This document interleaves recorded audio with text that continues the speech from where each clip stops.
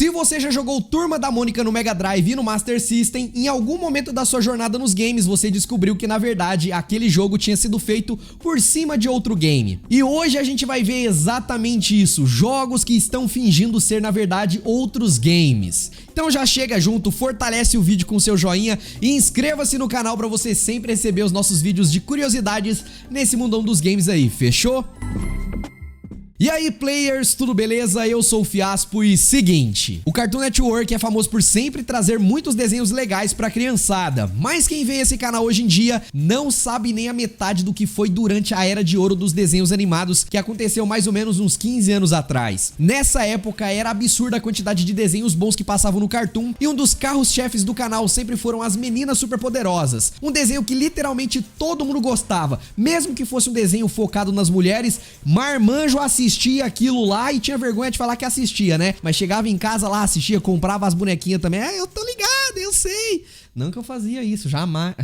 Mentiroso! Eu gostava, mano, eu achava da hora. Tinha uns chaveiros muito louco que a minha mãe me deu também. A criançada comprava tudo que tivesse as Meninas Superpoderosas na capa. Então é claro que foram lançados vários jogos da franquia pra vários consoles diferentes. Dá até um vídeo de evolução, né? Mas é aquilo, alguns jogos são bons, outros eram péssimos. Mais um em específico era um baita de um pilantra safado. O jogo em questão se chamava As Meninas Superpoderosas Chemical Extraction, que era um jogo de luta bem legal até, que fez a alegria de muitas pessoas ali no PlayStation 1. O problema é que apesar de divertido, esse jogo na verdade era um grande farsante, mas no bom sentido, porque eles tinham os direitos de fazer aquilo, mas não tem problema não, porque apesar dos modelos e cenários serem todos das Meninas Superpoderosas, no fundo esse jogo era só uma versão modificada de um game do Tom e Jerry chamado de Fist of Fury, que a gente inclusive cobriu aqui e mostrou também lá na evolução do Tom e Jerry. Em relação às mecânicas e gráficos, os dois jogos são idênticos. A desenvolvedora, que era a Viz Interactive, só mudou a parte visual, a temática das Meninas Superpoderosas e vendeu como um jogo novo.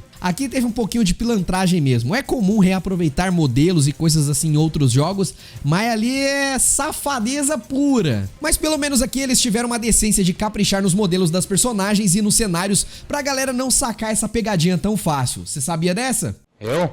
Não sabia. E você sabia que o Super Mario 2 é uma farsa e que ele só existe por causa do carnaval aqui do Brasil? Eu sei que essas alegações são bem absurdas, mas fica aqui comigo que tudo vai fazer sentido, tá? O Super Mario Bros 2 foi lançado no Japão ali por volta de 1986, mas ele não é o Mario 2 que a gente conhece. A Nintendo americana, que cuidava de trazer os jogos japoneses para os Estados Unidos, achou que esse jogo era difícil demais pro público pro lado de cá e decidiu fazer o seu próprio Super Mario 2. Mas como fazer um jogo do zero era extremamente complicado e eles não tinham tanto conhecimento assim, eles só pegaram outro jogo chamado de Doki Doki Panic e mudaram as skins dos personagens e dos inimigos para transformar esse jogo em um game do Mario. Na época, pouca gente sabia disso, até porque o Doki Doki Panic foi um jogo feito especialmente para um festival japonês maluco de lá do Japão mesmo, que surgiu inspirado nos carnavais brasileiros. Olha que doideira essa conexão aqui. Então pouca gente sabia disso, dessa ligação com o Brasil, o Mario 2 americano e tudo mais, é o carnaval, é uma doideira que só, e ele foi o maior sucesso, até porque esse Doki Doki era um jogo excelente. E no desenvolvimento desse Doki Doki, os caras vieram no Brasil conhecer o carnaval, passaram uma época no Rio de Janeiro e tal, e acabaram fazendo esse jogo aí, que no final é a história que a gente gosta de contar pra vocês do Mario 2. Pra gente, o Super Mario original japonês acabou se tornando o Mario Lost Levels, e se você quiser saber um pouco mais sobre essa ligação entre o Mario 2 e o carnaval com detalhes, tem um vídeo super legal do canal Jogabilidade que fala sobre isso. Eu vou deixar um cardzinho em algum lugar aqui, se eu esquecer, vocês me lembram nos comentários aí, que é um vídeo interessante e vale a pena. Mas não sai do vídeo não, vai assistir depois, hein, safado. Você vai terminar de ver o meu primeiro. De olho em você, hein, vagabundo. É Nerf ou nada. Todo menino já ouviu essa frase alguma vez na vida, não é verdade? Inclusive, eu acho que eles copiaram os comerciais antigos da Nintendo que passaram aqui no Brasil, que também tinha esse lema de é Nintendo ou nada. É Nerf ou nada. É Nintendo ou nada. Então a ladroagem já começa por aí, mas não pense que acabou não, tá? Em 1999 a Nerf decidiu dar um passo pra dentro do mundo dos games com o jogo Nerf Arena Blaster. E ao contrário do que todo mundo imaginava, o jogo era realmente bom. O único problema é que ele parecia estranhamente familiar, mas pouca gente conseguia sacar o porquê disso e só curtia o jogo na paz mesmo. E é aí que entra a grande pilantragem, porque ao invés de desenvolver um jogo 100% próprio, o que a Nerf fez foi licenciar a Unreal Engine e usar usar toda a base do Real Tournament 1999 pro seu jogo, mudando só as armas e partes do cenário. É tipo como se a Mattel pegasse um God of War da vida, trocasse o Kratos pra skin do Max Steel e vendesse como um jogo completamente novo. Pô, mas se bem que essa história é interessante. Naquela época isso rolava bastante, eles pagavam os direitos, mas quem saía de otário era a gente como jogador. Mas a gente era feliz e não sabia. Nesse caso aqui a Nerf, eles mudaram bastante o visual do jogo original, mas as mecânicas de ambos os games são praticamente idênticas. Então ele é só um jogo bom porque o game que ele foi baseado, que foi reciclado, também era excelente.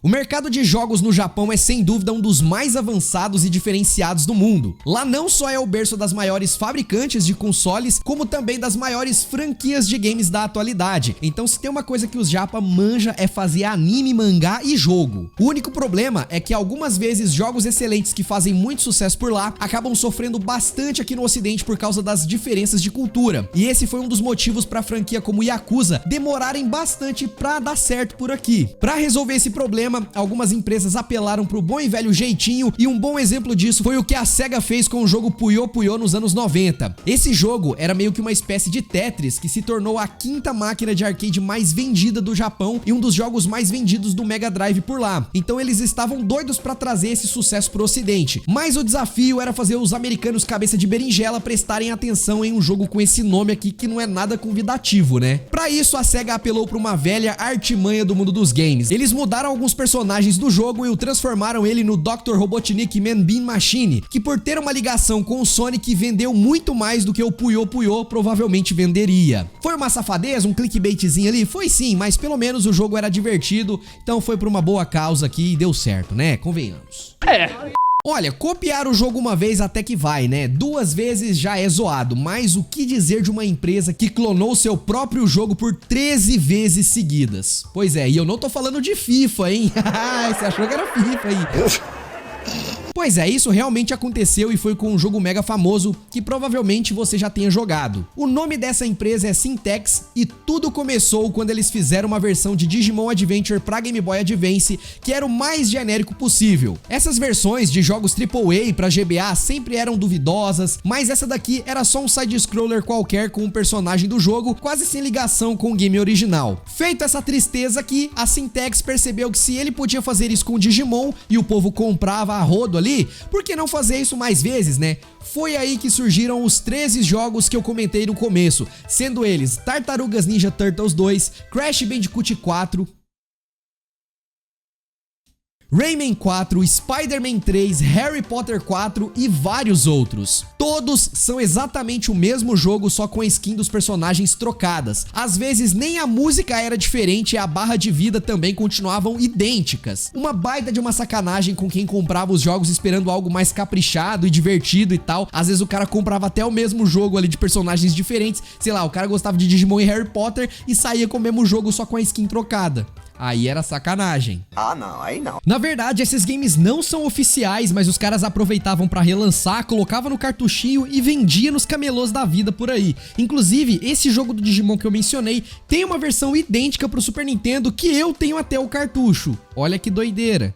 Agora, pra gente terminar esse caso aqui com chave de ouro, vamos falar de um clássico do mercado, que foi o que inclusive a gente falou no começo do vídeo, que foi o jogo Mônica e o Castelo do Dragão, que foi lançado pela Tectoy ali por volta de 1991. Eu não sei se vocês sabem, mas a Tectoy foi uma verdadeira heroína nacional quando o assunto era videogames. Além de trazer vários consoles da Sega pra cá de forma oficial, eles sempre correram atrás de lançar os jogos próprios pro mercado nacional, como por exemplo o jogo do Pica-Pau, que é um jogo brasileiro, tá ligado? Ou então a lendária versão do Street Fighter 2 licenciado pela Capcom, que foi lançado pro Master System e só foi lançado aqui no Brasil. E hoje é uma fita super rara que os gringos, os americanos, querem comprar a todo custo e a gente brasileiro tem esse negócio aqui, tá ligado? Os caras eram embaçados, mas antes de desenvolver seus jogos do zero, a empresa teve uma ideia criativa para trazer um jogo bem diferenciado pro mercado nacional. Eles pegaram o jogo Wonder Boy em Monsterland e transformaram ele em uma aventura da Turma da Mônica, o que era muito mais bem aceito pela criançada que já lia o gibi da Turma da Mônica de cabeça pra baixo aqui, né? Foi um trabalho interessante, apesar de ser meio pilantragem, né? A Mônica no Castelo do Dragão ajudou a empresa a dar os primeiros passos na criação de jogos e eles trocaram os sprites e tal. A Mônica vira o personagem principal, a arma que a gente usava antes, que era uma espada, virou ali o coelhinho da Mônica e basicamente a história foi um pouco trocada também, mas tudo dentro da lei. Eles compraram os direitos do jogo, lá fizeram uma parceria com a SEGA que liberou pra eles fazerem isso aí, tá ligado?